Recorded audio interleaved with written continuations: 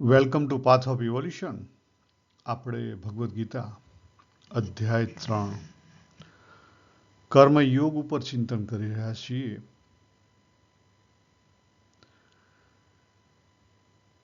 અધ્યાયની શરૂઆત કેવી રીતે થઈ?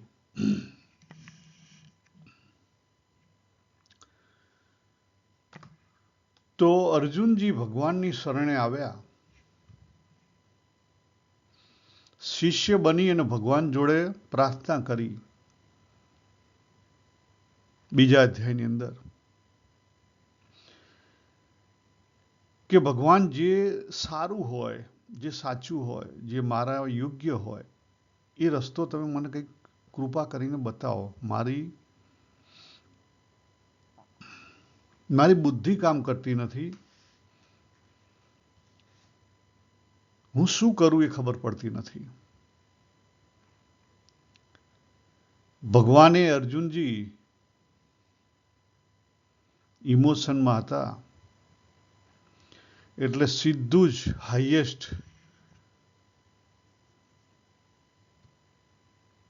ઉપાય બતાવ્યો. જો ઉતરી જાય તો સહેલામાં સહેલો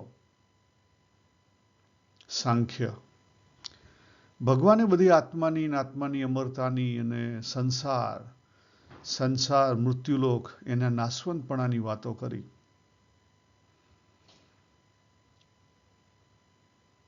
અને અર્જુનજીને થયું કે ભગવાન તો બહુ સારી વાતો કરે છે. ખાલી વાતો કરવાથી અથવા જ્ઞાન જે છે એ સાંભળી લીધું કે આત્મા અમર છે, પછી લડાઈ કરવાની ક્યાં જરૂર છે? એમની રીતે લઈ લીધું. એટલે એમણે શરૂઆતમાં જ પ્રશ્ન ઉઠાવ્યો કે ભગવાન, આટલું જો જ્ઞાનથી બાબત પતતી હોય તો તમે મને આ યુદ્ધ રૂપી આવું ભયાનક કર્મ કરવાનું શા માટે કહો છો?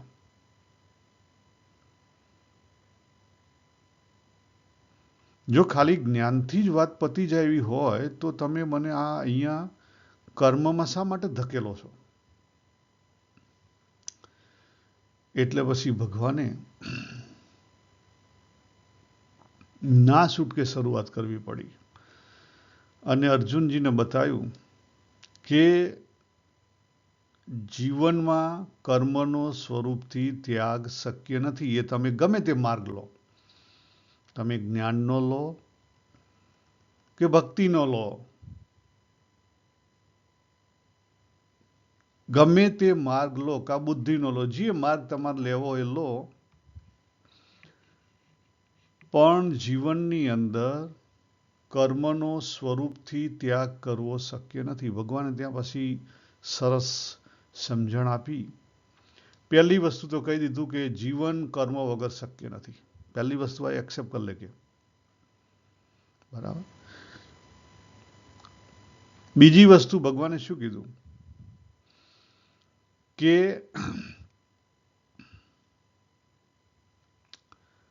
અકર્મી પણ તું ના બન. કર્મ કરવું એ મોર ઇમ્પોર્ટન્ટ છે કે ના કરવું. ખ્યાલ આવે? એટલે અકર્મી ના બન. ત્રીજી વસ્તુ શું કીધી ભગવાને કે તું મિથ્યાચારી ના બન.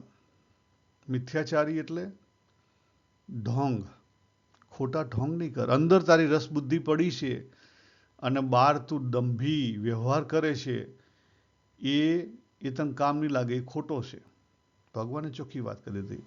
એટલે અકર્મતા, દંભીપણું બે છોડી અને કર્મ કરો. પણ કર્મ કેવું કરવું? તેમાં પાછા 2 પોઈન્ટો ભગવાને કીધા. કર્મ કેવું કરવું તેના 2 પોઈન્ટો કીધા. એક વસ્તુ ભગવાને કીધી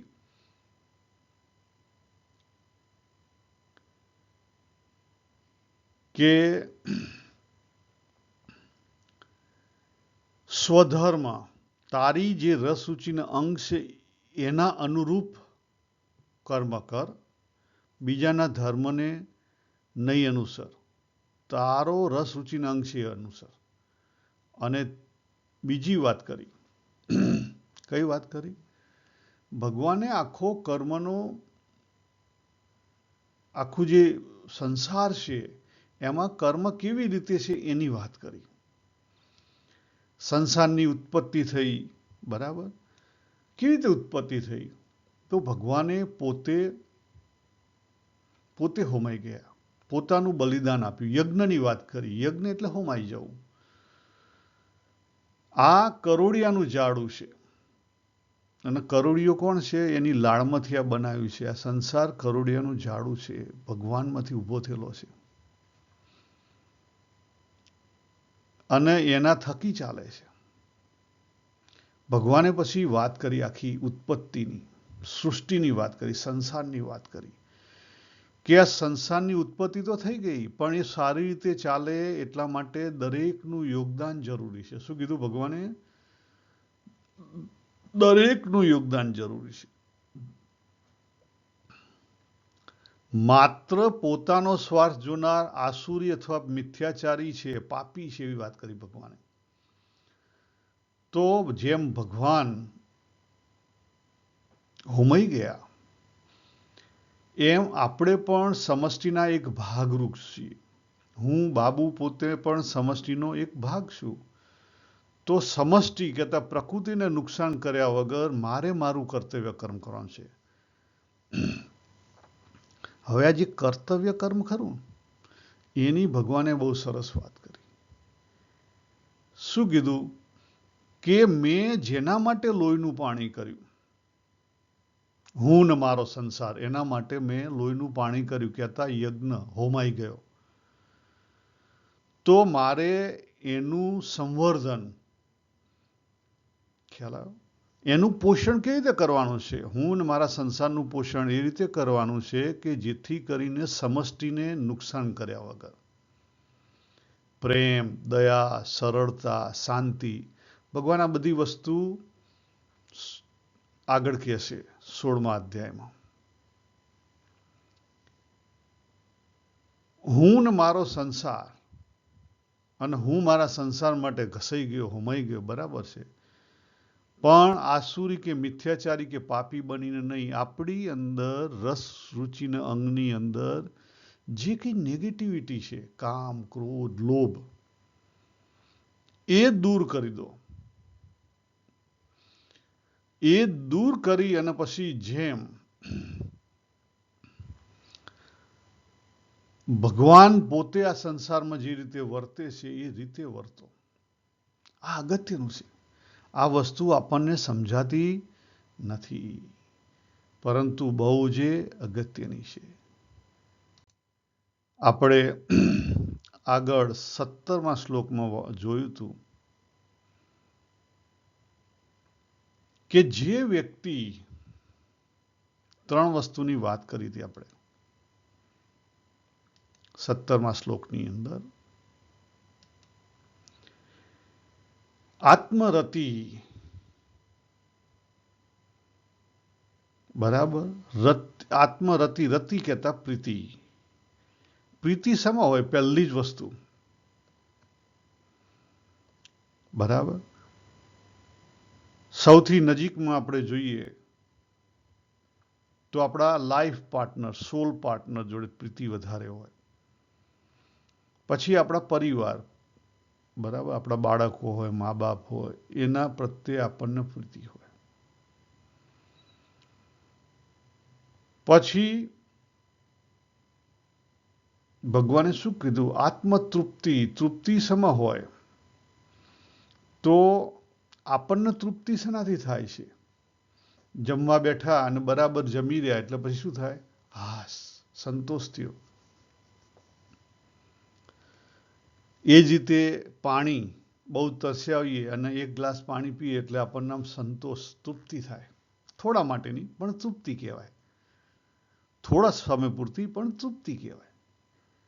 એ જ રીતે અન્ન અને જળથી તૃપ્તિ થઈ, અને અન્ન જળ જ્યારે પાચન પૂરું થઈ જાય ત્યારે પણ પેટ સાફ થાય તો આપણને તૃપ્તિ થાય, સંતોષ થાય.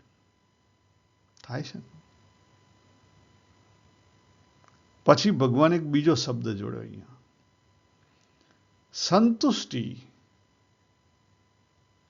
સંતુષ્ટિમાં કોણ આવ્યું? ધન. સંતુષ્ટિમાં કોણ આવ્યું? ધન.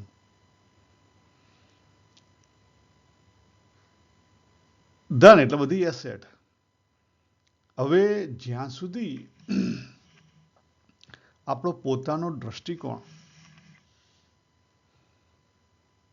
સંસારમાં છે, લિમિટેડ છે, સંસારમાં છે, ત્યાં સુધી આપણને પ્રીતિ, તૃપ્તિ કે સંતુષ્ટિ કદાપી નહીં થવાની, કદાપી નહીં થાય. ભગવાન કે જેના થાય એના માટે કોઈ કર્તવ્ય રહ્યું નથી, બાકીના તો કર્તવ્ય કરવું પડે. ખ્યાલ? આપણા માટે કેમ કર્તવ્ય છે? કારણ કે આપણી પ્રીતિ અને તૃપ્તિ અને સંતુષ્ટિ હજી પૂર્ણ થઈ નથી. એના માટે આપણે કર્તવ્ય કરવું પડે. કોઈ પણ કર્મ આપણે બે હેતુથી કરીએ છીએ. કેટલા હેતુ છે? બે હેતુ. એક હેતુ છે કામનાની પૂર્તિ. કયો હેતુ છે? કામનાની પૂર્તિ. અને બીજો હેતુ છે કામનાની નિવૃત્તિ. કયો હેતુ છે? કામનાની. અત્યારે આપણે મોટા ભાગે કામનાની પૂર્તિ માટે કર્મ કરીએ છીએ. જે વાત કરી ભગવાને, અત્યારે આપણી આત્માની અંદર આપણે આત્મરતિ પણ નથી, આત્મતૃપ્તિ પણ નથી કે આત્મસંતુષ્ટિ પણ નથી. બરાબર? એ પૂરું કરવા માટે આપણે શું કરવું પડે? આપણો જ્યાં રસ રુચિના અંગ છે, ઇનર એટીટ્યુડ છે, એ મુજબ આપણે કર્તવ્ય કરવું પડે.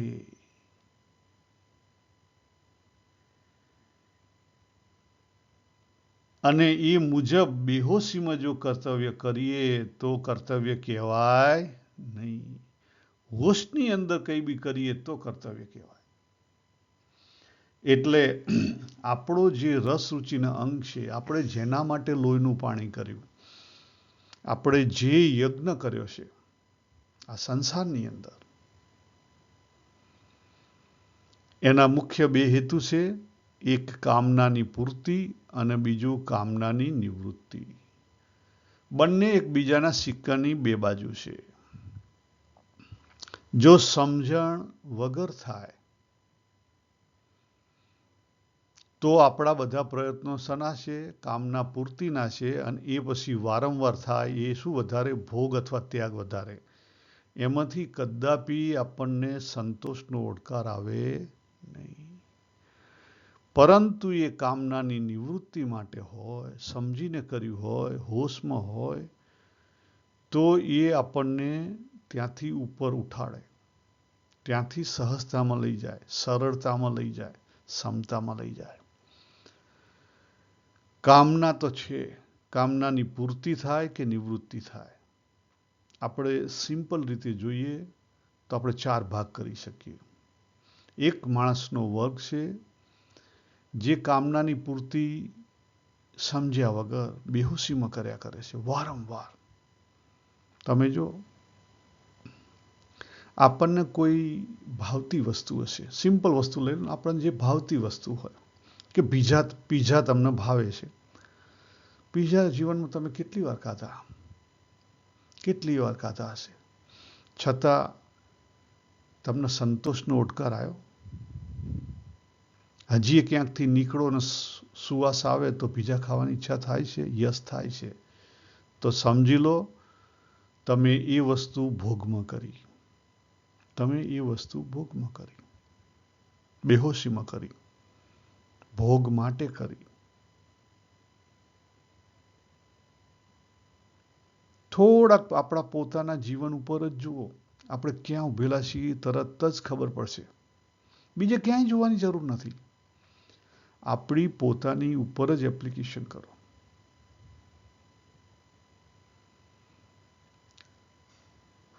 અને એવું નથી કે ખાલી ખોરાક પ્રત્યે જ કરો. દરેક વસ્તુ ઉપર. જો આગળ વાત કરીને રતિ એટલે પ્રીતિ, તમને જ્યાં જ્યાં પ્રીતિ હોય ત્યાંની વાત કરો. જ્યાંથી તમે તૃપ્તિ હોતા હો તેની વાત કરો, ખાવા પીવામાં, બરાબર. અને જ્યાંથી તમે સંતુષ્ટિ હોતા હો એની વાત કરો. દરેકની વાત કરો. જો હજી એ ભોગ અથવા એ ત્યાગ ગયો નથી તો સમજી લો કે આગળ આપણે જેટલી વાર કર્યું એટલી વાર બેહોશીમાં થયું. એટલી વાર બેહોશીમાં થયું. વિચાર તો કરો આપણે કેટલું બેહોશીમાં જીવીએ છીએ. પછી બીજો વર્ગ આપણે બતાવ્યો હતો ને પેલા 5, 3 દુ 6 ને 7 પંડિતો બતાવ્યા હતા, બરાબર.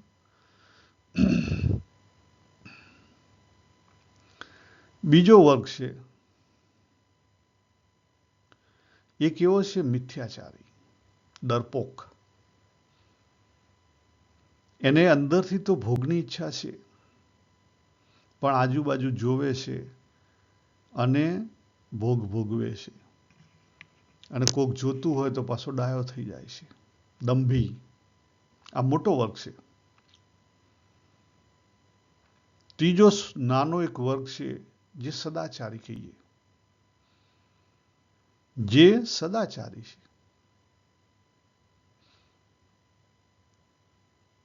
કેવો છે? સદાચારી. પણ સદાચારી કેવા છે?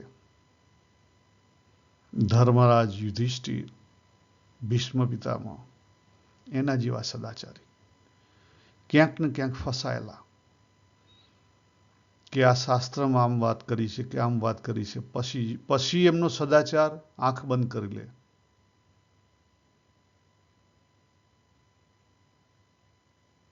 અને છેલ્લો બહુ જ નાનો વર્ગ છે જેને તમે જ્ઞાની કહો કે ભક્ત કહો કે કર્મયોગી કહો, જે કહેવું એ કહો, પણ એક બહુ નાનો વર્ગ છે જે જીવનને હોશમાં સમજીને જીવે છે. આપણે આટલું જોયા પછી હવે આગળ વધીએ. ભગવાન શું કહેવા માંગે છે? 18, 19 ને 20 3 શ્લોક. 3 શ્લોકની અંદર ભગવાન શું કહેવા માંગે છે?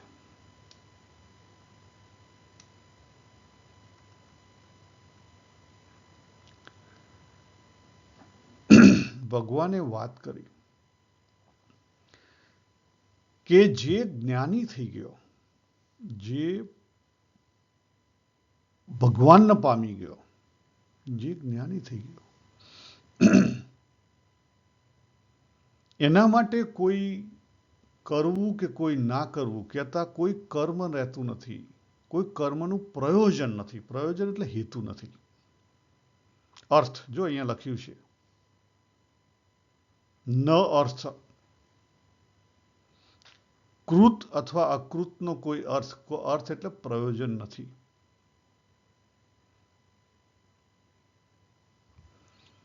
અને એ કોઈ વસ્તુ માટે કોઈના ઉપર આશ્રિત નથી.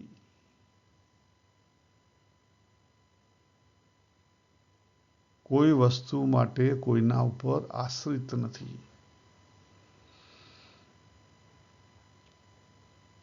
તો કહેવાનો અર્થ શું?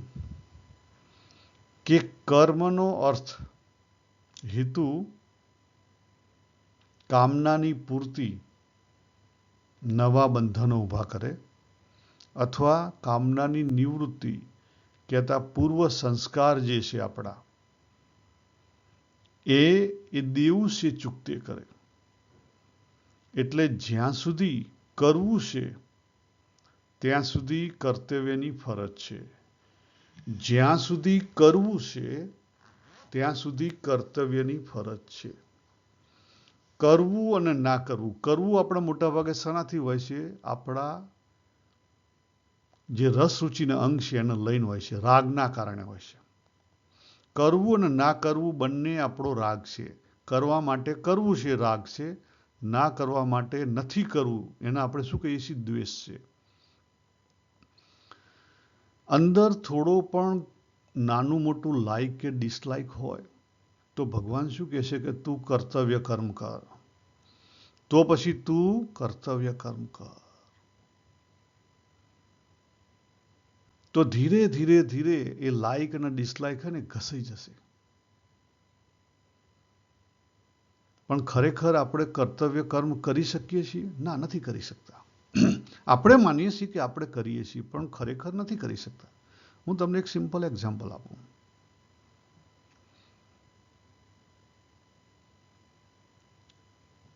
આપણે કોઈ એક સંપ્રદાયને ફોલો કરીએ છીએ. એ સંપ્રદાયમાં હોય કે ભાઈ ડુંગળી લસણનું વેજીટેરિયન સાત્વિક ફૂડ ખાવું, બરાબર? એક આખો ક્રાઇટેરિયા બનાવેલો હોય. અને જે એવું ખોરાક લેતો હોય એ સાત્વિક માણસ કહેવાય, એ સદાચારી માણસ કહેવાય, બરાબર? હવે જ્યારે એ વ્યક્તિ પોતાની ઓફિસમાં જાય ત્યારે ઓફિસમાં કોક દારૂ પીતું હોય, કોક માંસ મચ્છી ખાતું હોય, બાજુમાં વર્ક કલીગ હોય એ પણ ફિશ ખાતો હોય, ફિશ એન્ડ ચિપ્સ. અને એ જોઈ અને એને જો દ્વેષ થતો હોય, એ જોઈને એને દ્વેષ થતો હોય, ખ્યાલ આવે? અને જો એ દ્વેષ છે, એ દ્વેષ અંદર દ્વેષ થતો હોય અને બહાર એ કુણીએ ગોળ ચોપડે તો એ દંભી છે. કેવો છે? દંભી છે. અંદર દ્વેષ થઈ રહ્યો છે અને એની ઉપર જે વર્ક કરી રહ્યો છે તો એ કર્તવ્ય બજાવી રહ્યો છે, સાચું. અંદર દ્વેષ છે અને પછી મોઢું એક બાજુ કરી લેશે, ચેષ્ટા એ પ્રમાણે થાય છે, તો સમજી લો કે હજી દિલ્હી દૂર છે, હજી ઘણું બધું કરવાનું બાકી છે. હજી સાચા અર્થમાં આપણે કર્તવ્યની પણ ફરજ નથી બજાવતા. આપણે અહીંયા પોઈન્ટ ભૂલી જઈએ છીએ. કયો પોઈન્ટ ભૂલી જઈએ છીએ? આ આખો સંસાર ભગવાનની પ્રોડક્ટ છે, ભગવાનની લીલા છે.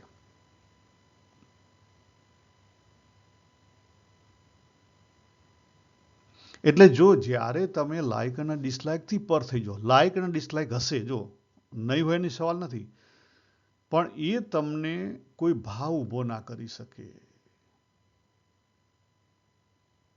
એને લઈને કોઈ સ્વાર્થ ઊભો ના થાય, કામ ક્રોધ લોભ ઊભો ના થાય, તો સમજી લો કે તમે સાચા અર્થમાં કર્તવ્યની ફરજ બજાવી રહ્યા છો.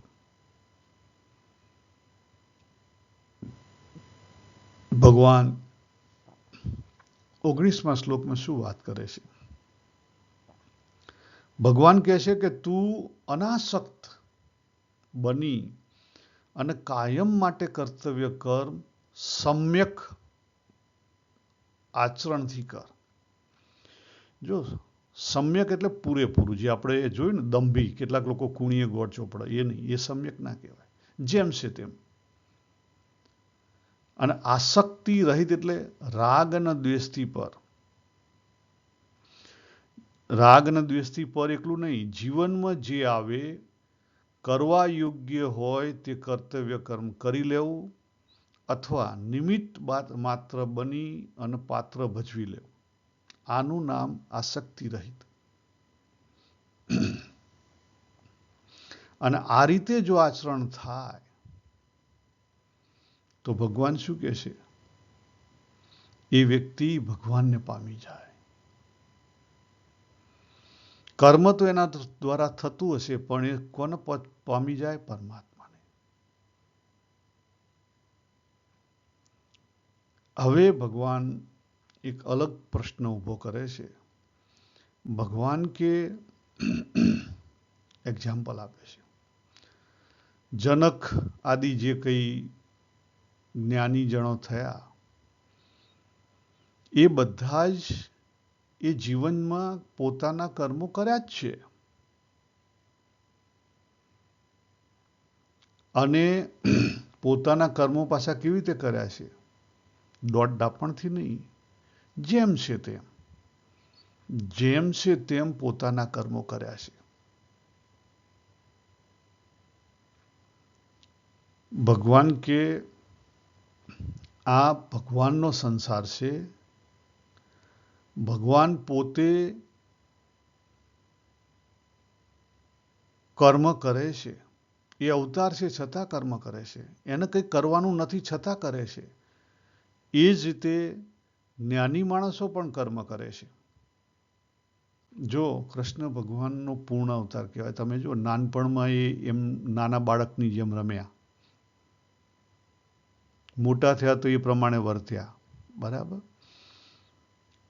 સંસારમાં સંસારની રીતે, સંસારની એકબીજાને સુખ પડે, ઇઝીલી એકબીજા સાથે વર્તી શકે, એ રીતે તમારે કર્મ કરવાનું છે. આપણે સાધના કરતા હોઈએ, આપણે સંસારમાં રહેતા હોઈએ, બરાબર છે. આપણે વધારે પડતા ક્યાંય જવાની જરૂર નથી, પણ આપણે કોક સામાન્ય માણસો હોય ત્યાં આપણે પોતાની સ્પેશિયાલિટી પુરવાર કરવાની જરૂર નથી. ભગવાનનો કહેવાનો અહીંયા હેતુ શું છે? 20મા શ્લોકની અંદર તમે એવા સામાન્ય માણસ બનીને જીવન જીવી લો કે તમારી સાથે રહેનારને ખબર પણ ન પડે કે તમે કેટલી હદે જ્ઞાની છો, કેટલી હદે મોટેરા છો. તમારું સ્પેશિયલ નહીં લાવો, સામાન્ય બની અને જીવન જીવી લો. અહીંયા આપણે સ્પેશિયલ કરવા આવ્યા નથી. આ લોકમાંથી આપણે જઈએ તો ખબર ના પડે એ રીતે નીકળી જાઓ, ઘાસ જેવા બની જાઓ, કોઈને ખબર પણ ના પડે. અને ખરેખર વસ્તુ પણ એ છે, તમે ગમે એટલા આ લોકની અંદર ઉધામા કરશો, ગમે એટલા કરશો, એ સમયના પ્રવાહમાં એ ચાલ્યું જશે. સમયના પ્રવાહમાં ચાલ્યું જશે, એ ભૂલાઈ જશે. અને સ્પેશિયલ કરશો તો એના બે ભાગ થશે. દરેક જગ્યાએ જ્યાં જેણે સ્પેશિયલ કર્યું એના બે ભાગ થઈ ગયા. જો ચેક કરો, એક એના ફોલોવર અને બીજા એના વિરોધી. એટલે ભગવાન 20મા શ્લોકમાં એની ચોખ્ખી ના પાડે છે. લોક રક્ષણ, લોક સંગ્રહ એટલે લોક રક્ષણ. લોક રક્ષણ એટલે કેવી રીતે? આ સમાજની હાનિ ના થાય, આ સમાજની હાનિ ના થાય એ રીતે સ્પેશિયલ કરો તો સમાજની હાનિ થાય કે ના થાય? થાય જ. એટલે જે કોઈ સાધક હોય, સાધક માટે બહુ અગત્યનું છે. સાધકે સાધના એવી રીતે કરવાની કે સાધક અહીંથી નીકળી જાય, કોઈને ખબર પણ ના પડે. આપણે એવી રીતે ડિસએપિયર થવાનું છે કે જેથી કરીને આ લોકનું પાંદડું પણ ના હાલે. ખરેખર તો એવું જ હોય છે. આપણે ઘાસની માફક ઊભા થઈને ઘાસની માફક જતા રહેવાના, કોઈ શેંકણી લેવાનું નથી. પણ આપણને એટલા બધું અંદર એવું છે કે આપણે ઉધામા કરીએ છીએ, મોટા થવાની આપણને તલપ છે, અંદરથી વિશેષ કરવું છે. આપણે અહીંયા વિશેષ કરવા નથી આવેલા, આ સમજી રાખો. આગળ ભગવાન કહે છે કે ભગવાન પોતે પણ વિશેષ કરતા નથી. જે પ્રમાણે લોક વ્યવહાર હોય એ મુજબ જ આચરણ કરે છે. કારણ કે લોકોને અનુકૂળ રહે, લોકોને આચરણ કરવું અનુકૂળ રહે. વિશેષ આચરણ નથી કરતા. જો વિશેષ આચરણની ના પાડે છે. તમે કોઈ પણ વસ્તુ વિશેષ કરો ને, સામાન્ય પબ્લિકને બહુ કાઠું પડે.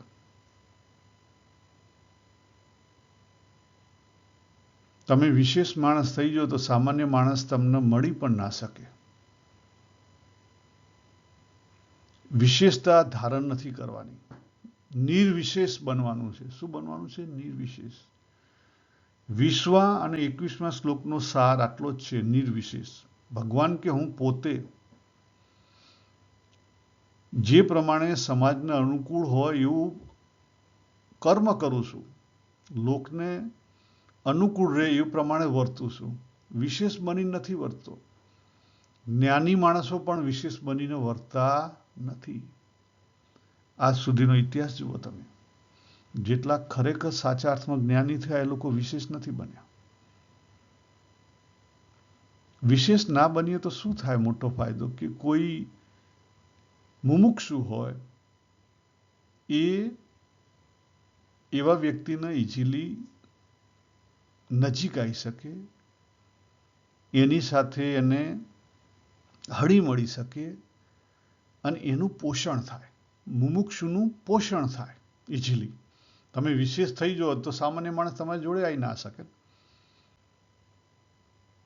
એટલે આ લોકમાં આપણે વિશેષ બનવા આવ્યા નથી. અહીંયા આપણે પૂરું કરીએ. સર્વેને જય શ્રી કૃષ્ણ. હરિ ઓમ તત્સત. હરિ ઓમ.